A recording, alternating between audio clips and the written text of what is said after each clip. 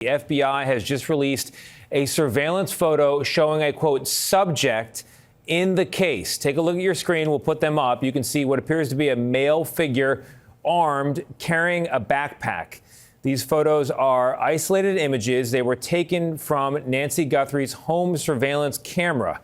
The FBI says they are seeking to identify this man, and they consider him a subject, not a suspect as of yet, not a person of interest as of yet either. The quote from the tweet from Kash Patel, the director of the FBI, was that law enforcement had uncovered these previously inaccessible new images showing an armed individual appearing to have tampered with the camera at Nancy Guthrie's front door on the morning of her disappearance. You're looking at that individual now. If you have information, contact the FBI or the Pima County Sheriff's Department as soon as possible.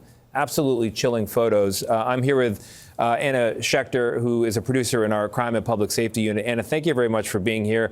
You're processing these images in real time, as I am. What stands out to you? Well, the fact that he's wearing a mask, covering his hands, so he was ready. He did not want to leave DNA. He did not want his face recognizable. So speaks to that. Also, I find it interesting, we're 10 days out, and we know that technology companies were working with law enforcement. So it took them this long to obtain this image because an initial search of the surveillance camera footage did not yield an image like this. Why do they call this individual a subject and not a suspect? Because the general public is going to see this and say, what kind of person in that kind of outfit comes to someone's door at that hour of the night?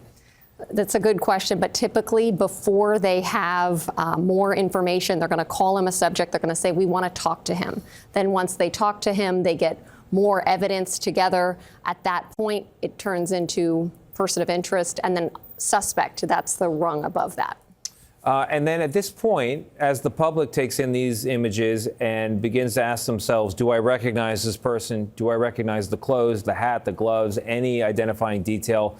What is the next step from a law enforcement perspective? Would they have already tried to solve this or identify this individual on their own, or would going to the public be an early step? This is an early step. They already have exhausted a lot of leads. This has been a frustrating process for them. So they get this image. They want to put this out. They need help from the public. Last night, we got a statement from the FBI saying somebody out there has information. So we don't know if they had this image yesterday or today, but they wouldn't have been sitting on it for very long because they know they need the public's help, especially since so many days have passed.